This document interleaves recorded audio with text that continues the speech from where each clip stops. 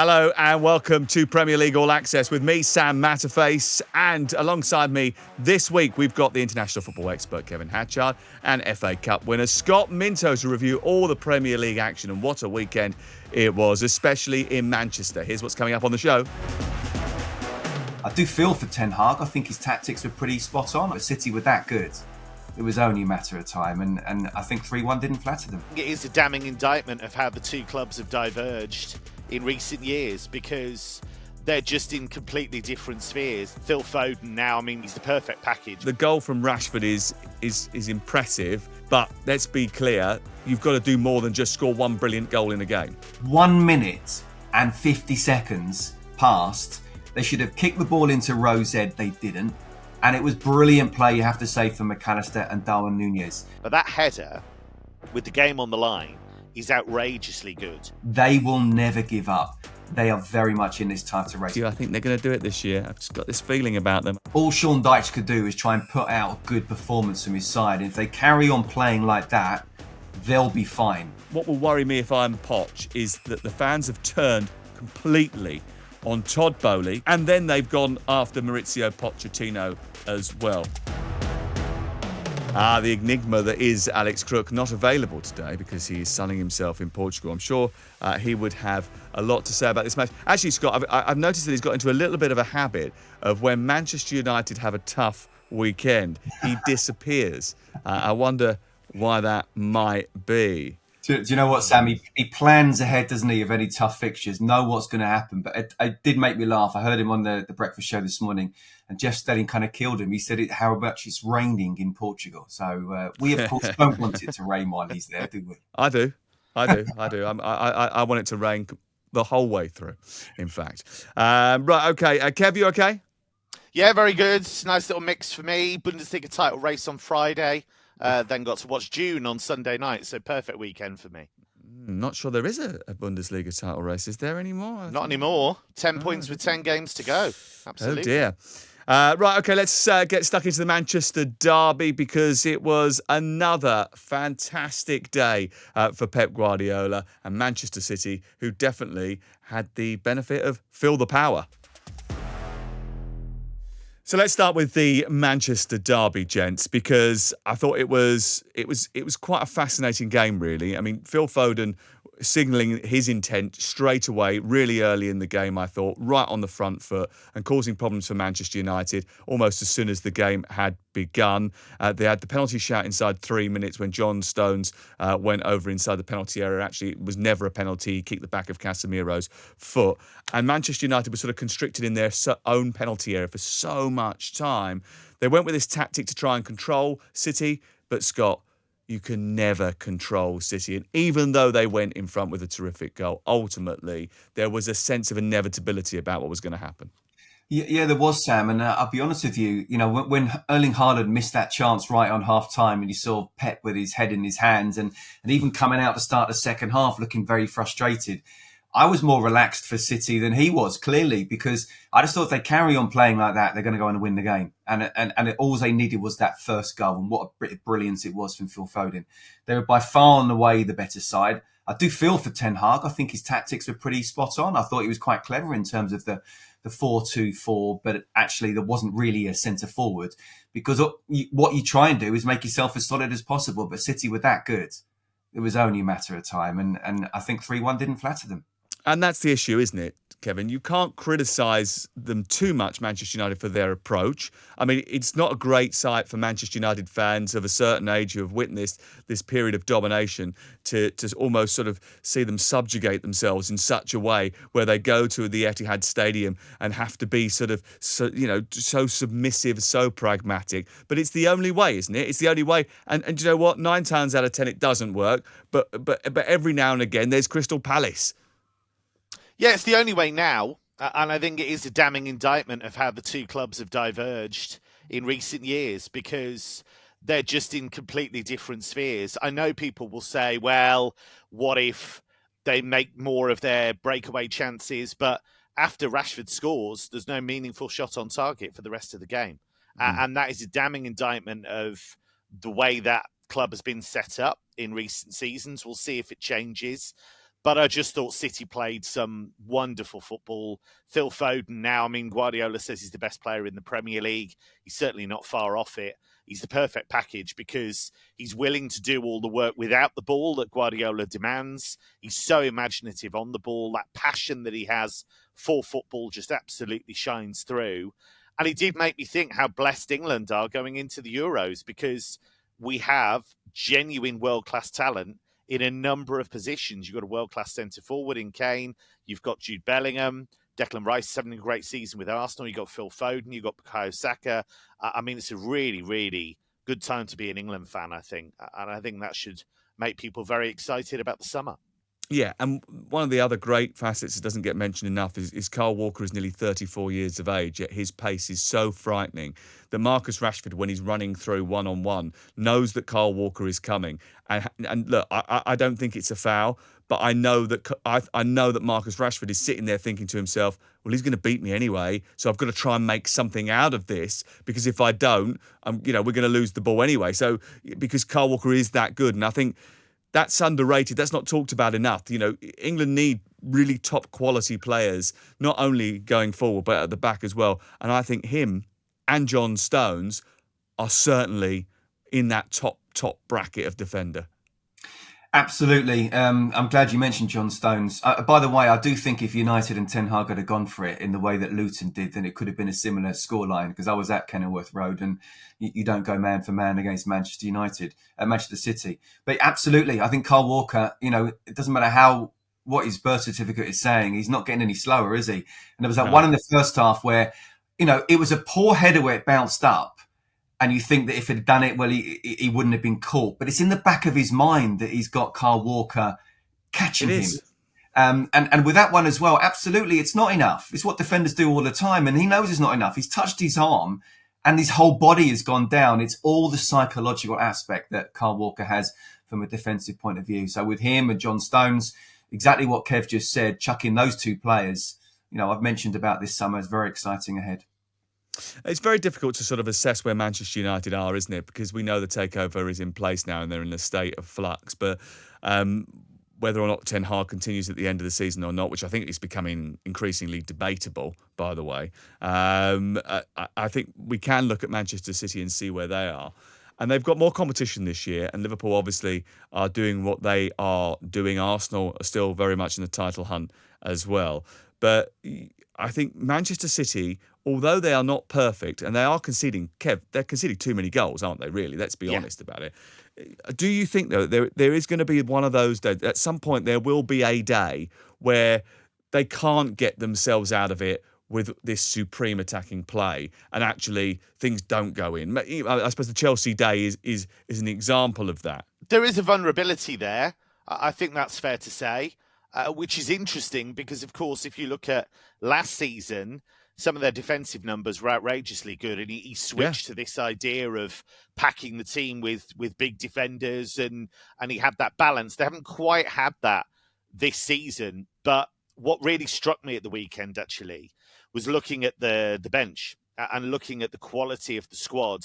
And, I remember when Zinchenko went and when Gabriel Jesus went, that was a while ago, but we raised our eyebrows and thought, well, they're bold decisions. And you look at some of the young players who've come through, but actually when everybody's fit for City, they're formidable. They really are. And what they've put together, which I think isn't talked about enough, actually, is a full toolbox. I mean, there are so many different options that he has. You've got Doku, who's one of the best one-on-one dribblers around.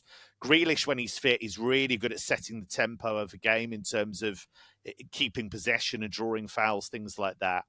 De Bruyne, obviously, now that he's fit, gives you so many options as well. Defensively, they can go big. They can go people who are excellent in possession. They've just got so many ways that they can hurt you. The only difference, I think, the only real weak spot is Rodri. If you lose Rodri, he's irreplaceable. And I do think we've seen this season, when Rodri's not there, they are not the same team. So I think that's the only area I would look at their squad and think, well, if they lost him, they'd be in big trouble. Everywhere else, I think they've got great depth. A couple of quick hits from the Manchester derby. I thought Onana played well. I thought Manchester United's setup was probably the only way that they could go for it. But because they don't do it very often, I still don't think they're the fittest team in the world. They were knackered after an hour. As a result of that, the momentum certainly shifted. I don't think they had a meaningful shot on target in the second half, really, did they? And then you look at some of the other big statistics. United losing a game in the Premier League for the first time, which they were ahead at half-time for the first time since 2014, the Leicester game. I was at that game. And 11th defeat of the season for Manchester United, which is a sad indictment of exactly where they are, Scott. Just a quick word on Erling Haaland's miss. Someone said earlier today it was the worst miss ever. It's not the worst miss ever because there's no consequence to it, right? So it's only the worst miss ever if you miss it and your team don't come back and win the game, right? So there's got to be context. Correct? Am I wrong here? I mean, it's a bad miss. Do you know what? It was a bad miss, and not having to go through the technical side of it. Perhaps he could have just ducked down, or maybe even used another part of his body, or just a lighter touch. I'm sorry, this is Erling Haaland we're talking about. This is the best striker in the world. Whether it was a bad miss or not, he's just come off a game where he scored 5. He scored 1 in the second half. It was a bad miss, but you're right. It didn't matter, and it was never going to matter because they were always going to win the game.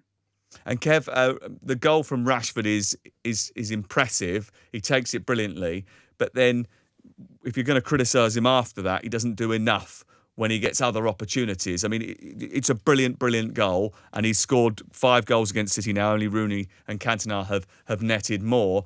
But let's be clear, you've got to do more than just score 1 brilliant goal in a game. Yeah, you do. And it was a glimpse of what he's capable of, and we saw that time and time again last season. I don't question his commitment to the club and haven't. I understand there have been performances where the body language hasn't been great. I understand that. There's no doubt that his form has gone off a cliff this season, but I think he's in a team that has really struggled. But you're absolutely right. There's a moment when he could go clean through and he bobbles it. He doesn't manage to bring the ball under control properly. And, with his pace, he might have been away. I thought the Kyle Walker thing was really poor, actually. I thought as soon as the hand goes on the arm, he's down. Why is he down? That's an opportunity to try and surge through, give Walker more to do. I understand what you're saying about it's in the back of his head, oh no, Kyle Walker's coming, but you have to be stronger than that. That's not good enough at that level, I don't think. So, brilliant goal. And I think he has had some moments, actually, in recent games where you've thought, there's the real Marcus Rashford. This game does tend to bring a lot out of him, but he didn't do enough after that. And I think Garnacho's another one. Young player, so you have to give him some leeway, but he makes some bad decisions as well. So I think that's got to improve as he gets more experience. And the key thing with Garnacho, with Rashford, Rashford was obviously upset that he feels he's got too much criticism in recent time. But this is the truth. The truth is, and we mentioned this on Thursday's podcast, if you score goals, you're playing well, no one criticises you. No one looks at your external activities. No one cares. It's all about the football. And it's all about the football for me, for Scott, for Crookie, for you, for whatever. Everybody watching really just wants Marcus Rashford to be very, very good. And that was an example of why we've got such high hopes for him, because he can do things like that. And that is what we should be seeing more often from him. Scott, do you want to finish off before we move on to Liverpool? Just very quickly, for me, it is all about what he does on the pitch, but it doesn't have to be scoring. He had chances, but people miss. Erling Haaland misses. It's about the commitment, the trying. And while I don't doubt his commitment to Manchester United, clearly there's a problem in his head about where he's at right now. I saw a guy trying his very, very hardest, and that's what ultimately you want. Whether goals come or not, give it 100% every game, and if he does that, then he will come good. Okay, let's move on to Saturday, jam-packed Saturday afternoon now, starting with the league leaders who left it late at the City Ground. I tell you what, it was always going to be difficult for Liverpool, right? Because they hadn't won at Nottingham Forest since 1984. And sometimes you just get these grounds where you don't win at. And it just seems to be that is their place. And I thought this was going to be their undoing again until the 99th minute of the game. Lucky, possibly. Persistent, possibly. Is this just an example, Kevin, of the mentality monsters that Jurgen Klopp just keeps on banging on about? And that's why this team, even when they're not playing at their very best, are still very much in with the shout of winning the big prizes. Absolutely. It was the perfect example of it, I think. I mean, you looked at that League Cup final I mean, that's an outrageous achievement, really, and I can understand why Klopp talked about it as his most enjoyable final victory because of the way they fought through, and they did it again. They gave up chances like they always do, especially away from home. They'll always give the opposition opportunities. They didn't take them. Nottingham Forest. I understand the angst about what happened late on, and I'm sure we'll talk about that. But I want to come back to being the Darwin Nunez Appreciation Society yet again because I've been that all season. We got the full fan club. We got the full fan club in here. We got me, you, and Scott, and no crookie to pour cold water on our thoughts. What the guy does that I love, we talked about Phil Foden. He's exactly the same. They affect the game. They never hide. They constantly affect the game. And the reason sometimes Darwin Nunez will have horrendous misses and do really weird things is because he's constantly trying to do things. He doesn't hide. He's always in goal-scoring positions. He's always trying to bully people. He's always trying to try things that won't always work. But that header, with the game on the line, is outrageously good. The ball from McAllister is outstanding, but the header, under pressure, contested header, he has to find that corner. He does. It's a brilliant goal, and I can see why Liverpool fans love him. I think he's tremendous. He's got great personality. He's got great personality. Yeah. But both teams had opportunities in the games, loads of great opportunities, in fact, in the game. And you mentioned that Liverpool gave some up to Elanga, Awoniyi, Hudson-Odoi. They all had chances. Origi had an opportunity in the game. In fact, there were so many moments where it looked like there was going to be a certain goal, and then there wasn't. Do we bemoan the finishing, Scott, in this match, or credit the goalkeeping? Because Caoimhin Kelleher and Matt Sells actually played absolutely superbly in the match. Yeah, I mean, they were superb, I have to say. And that one where Elanga was through on goal, I actually think it probably would have been pulled back for offside, but Kelleher didn't know that. It was a wonderful save. There were a couple of opportunities, because I was there at the City Ground for talkSPORT. Yeah. And, you know, Forest gave as good as they got. Liverpool weren't good in the first half. They were much better in the second, but ultimately they had 22 attempts and only 2 on target. Forest 8 attempts and 2 on target. So a little bit of poor finishing, some very good goalkeeping, but absolutely 100% behind what you're saying about the mentality monster. They will never give up, and they are very much, whatever you say about Manchester City, and I've stuck with them all season, they are very much in this title race. We still don't know about Arsenal. We still don't know if they can do it deep in. I don't think their mentality side of things in the business end of the season will be a problem for Liverpool. No way. I mean, if you look at the business end of the games, if you look to the last 15 minutes of games, they scored an inordinate number of goals in that last 15 minutes of matches. Over the course of Liverpool's Premier League career under Jurgen Klopp, they've scored 18 90th minute winners. Let's talk about the controversy. Owners in the mouth of the tunnel chasing people down the into the refereeing room, saying respect the players, and Vangelos Marinakis losing his head, Nuno Espirito Santo keeping away, Mark Clattenburg being the mouthpiece saying the rules weren't applied properly. Look, what's your take on it, Scott? I mean, you were there. Obviously, it kicked off towards the end. The incident happens inside the Liverpool penalty area. Konate goes down. And there's 2 minutes after that, then Liverpool score. So sort of dragging it back to sort of 2 minutes beforehand is a little bit sort of, is it tenuous? I don't know. I mean, does it change the momentum of the game that much that there was a wrong decision? Everyone makes a wrong decision at certain points. And yes, there were wrong decisions made in this. And it's worth pointing out that actually the collision that happens between Kelleher, Konate and Ryan Yates could have actually, or should have actually, resulted in a free kick to Liverpool inside the penalty area anyway, because Ryan Yates' foot is so high, it is dangerous play. And on any other juncture in the game, if that's seen, that would have been given as a free kick anyway. So, you know, I think there's sort of 6 and 2 threes here in one sense. Scott, what was your take on it? Yeah, look, I'll try and be, I mean, it's obviously been all over the weekend, so I'll try and be as concise as I can possibly be. It was decided it wasn't a foul with Konate, and that's fine. And once it's gone out the penalty area and Forest had the ball, then the ball should have been given back to Forest. True, absolutely true. But 1 minute and 50 seconds passed where Forest had a couple of attempts as well. They could have tried to get rid of the ball, but they didn't. They should have defended a corner a lot better. They should have kicked the ball into Rose Ed. They didn't. And it was brilliant play, you have to say, from McAllister and Darwin Nunez. Look, I understand when you're down there, it becomes even more, dramatic and controversial. And you can't chase a referee down a tunnel, though, can you? No, of course it doesn't matter how frustrated you are. You can't do that. No, absolutely. And look, he's got to look at himself. And maybe there's a culture in Greece and Turkey where you do that type of thing for the owners. I don't know. But all I will say is from a footballing and neutral point of view, and I feel for Forest, I really do.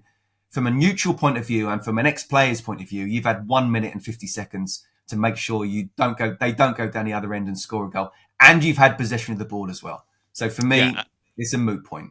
And also, Kevin, and I'll say this now, we'll move on from that particular incident because it has been done to death. But Forest, when they are on form and Elanga and Hudson-Odoi and Awoniyi are all steaming forward, they sort of raise the question, why on earth are you in trouble in the first place?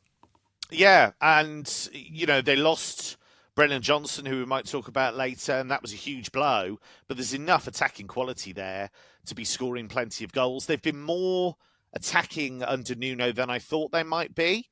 More expansive, and they should be fine. Really, we don't know what's going to happen in terms of any potential punishments down the track, of course. But in terms of how they are right now, I think they should have enough firepower to be fine. I was surprised Awoniyi didn't start the game. That caught me by surprise, I must admit. I think he could have done a lot of damage. He's an excellent player, I think, as Liverpool well know. But yeah, I think they will be fine. Ex-Liverpool would have been fired up to do that damage too. I think he scored against them. Did he score against them last year as well? Yeah. Obviously, Nuno was frustrated afterwards, but Liverpool, wow, 4 wins in 11 days with half their team out is pretty damn impressive. It's why I sort of keep saying to you, I think they're going to do it this year. I've just got this feeling about them. I've had a feeling about them actually since they played Nottingham Forest earlier in the season. I don't know why it was, but he just said something to me during that day, and I just thought, he thinks that they can do something here.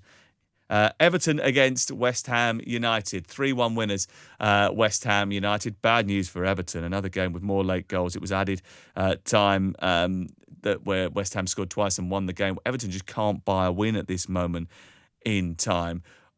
I mean, obviously they got their points back last week, so you were expecting them to sort of be buoyed by that, Scott. But it just seems that the issue here is scoring goals, isn't it? They just cannot score enough goals to get themselves away from the danger area.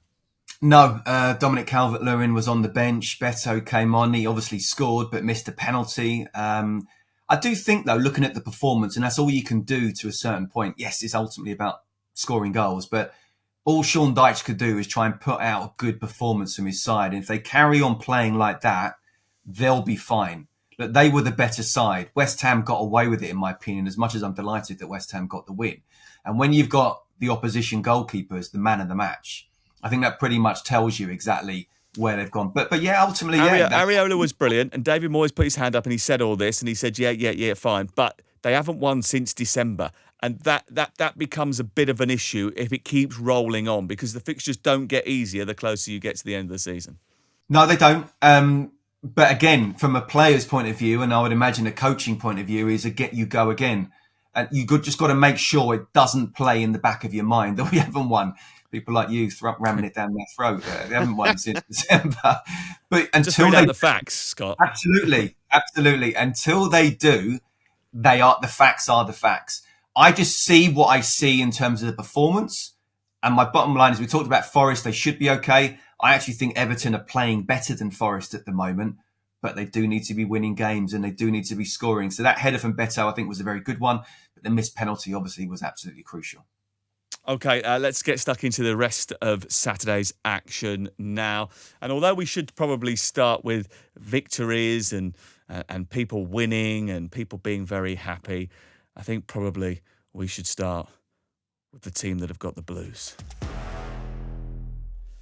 Yeah, Chelsea went to Brentford on Saturday, and, obviously, this team have lost 5 of the last 6. If you need to make sure that you're putting points on the board and you need a rabble-rousing victory, Brentford is the place to go. If you need 3 points, go to the bus stop in Hounslow. And it was all going well when Nicholas Jackson gave Chelsea the lead early on, and then it went to pot, Scott, because they just capitulate as soon as they have any sort of setback.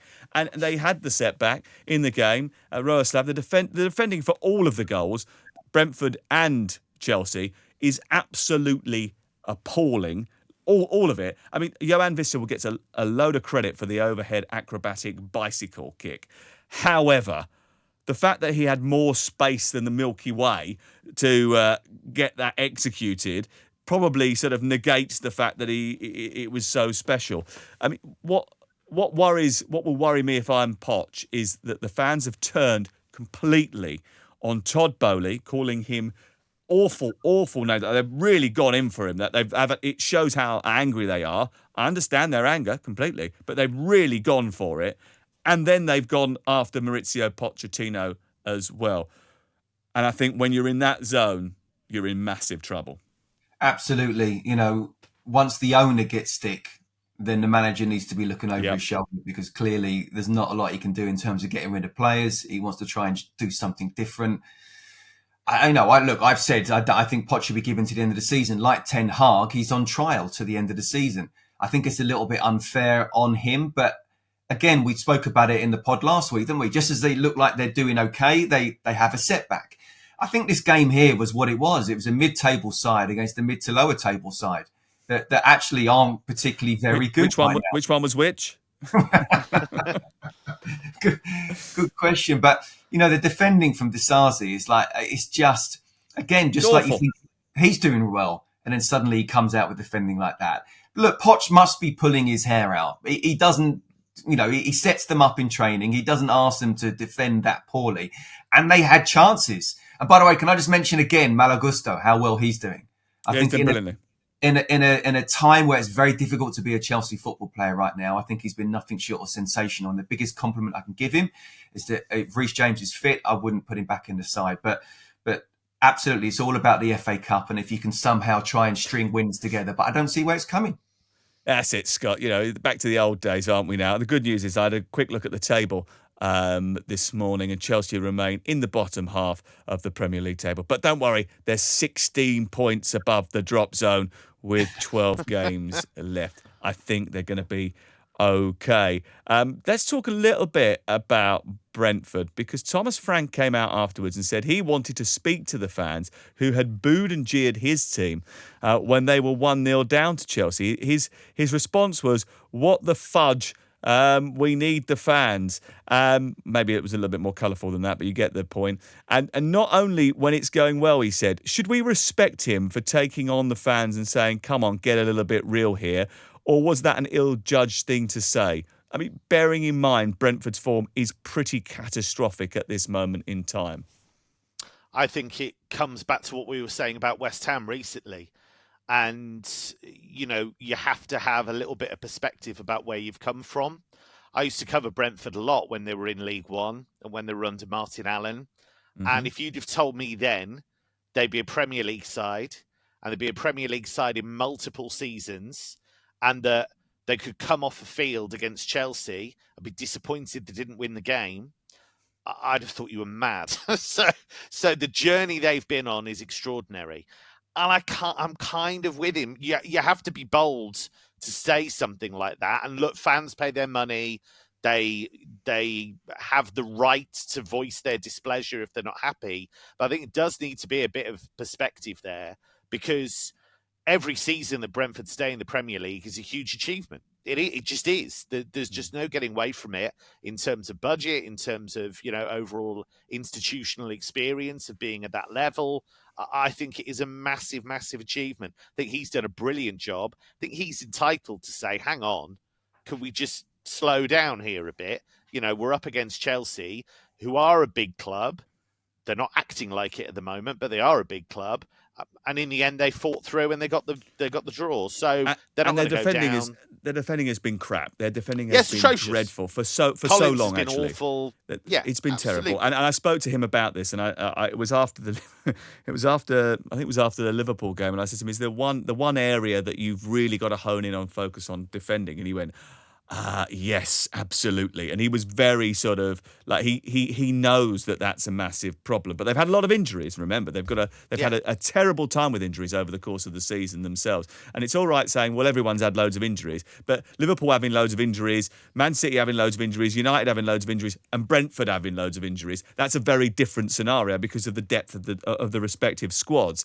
And he is a very honest, open, great communicator. He actually, I think he's a very, very good manager, Thomas Frank, and he deserves a little bit of leeway and all the credit that does come his way. I do think the heat's going to turn on Pochettino, though, because I think he's sort of managed to stave that off over the course of the season so far with lots of mitigating circumstances. But the cup final came with a wave of criticism. You know, not winning at Brentford comes with an even bigger tidal wave of criticism. They've got a big couple of weeks coming up. That FA Cup quarter-final against Leicester is absolutely massive for them.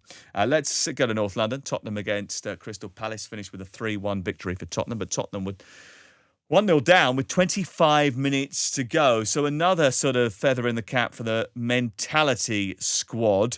My favourite tweet stroke Instagram post over the weekend was the one of Timo Werner running through one-on-one on goal, going round the goalkeeper so wide that he then couldn't turn back round and get the ball towards goal and completely fluffed his lines. And someone described Timo Werner as a Ferrari without a steering wheel.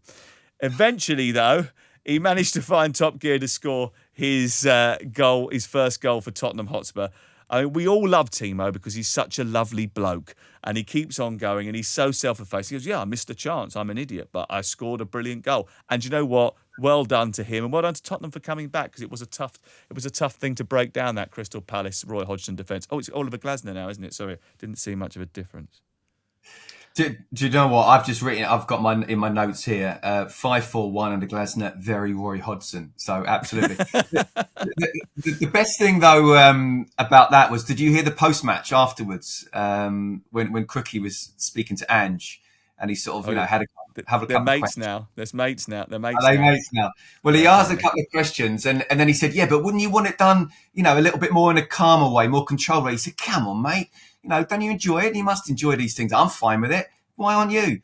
And Adrian even said, he's put you in their place there, Crookie. You really has. It was quite funny.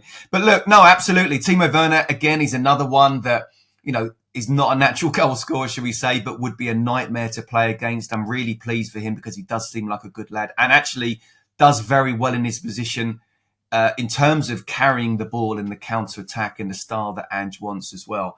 But massive credit, you have to say, goes to Brennan Johnson. Kev mentioned him earlier. That was that first goal, again, a little bit more inevitable at the Etihad, but that first goal was so important. They were always going to go on and win it if they got it. And I thought Brennan Johnson was superb and laid it on the plate. Yeah, he's absolutely superb, but he got the benefit of robbing Joachim Andersen. What on earth is Joachim Andersen doing in the corner? Yeah, he had a bad game, actually. Had a couple of errors, and he's brilliant on the ball. I do wonder about him defensively sometimes, actually, in terms of the pure defensive side of the game. I think he's brilliant in possession, great at bringing the ball out, but I do think he has that in him to make those mistakes. I think Glasner will be in general happy with the couple of games that they've had so far. Obviously, a big win first time out. I think some of the work without the ball was very good, actually. In this game, I know they made mistakes towards the end, but in general, the shape looked good. And he's only had a short amount of time to work on the pressing and that side of the game, which he does very well. Do you love Oliver Glasner? Because he's come from I'm a big fan. Oh, good. Yeah, because he's not German. He's not German. He's Austrian. Timo Werner. But he's Austrian, German. You sort of lump them all in together, don't you? Oh, he's a Bundesliga. He's a Bundesliga. If they come from guy, the Bundesliga, you plant your flag in their head. Well, this is why I was delighted for Turbo Timo to get his goal. And again, with him, Turbo Timo, with him, right, again, it's affecting the game. And Scott's mentioned it. He's always trying to do something. A lot of the time, it looks terrible. It looks really bad. It's a good bit of business. I think it's a good bit of business, Kev. Yeah. I think he's playing in that wider role. I think sometimes he can be really dangerous there, actually, because he is quite smart. Julian Nagelsmann worked with him and really tried to improve that creative side of his game. So I think he's versatile. I think that speed makes such a difference. I'd rather have a Ferrari without a steering wheel than, just a bog standard car, because he can make a big difference, and he's going to do terrible things. He'll volley over from a yard out, but the next time he might score a brilliant goal. So yeah, you never know what you're going to get, but you'll at least get something.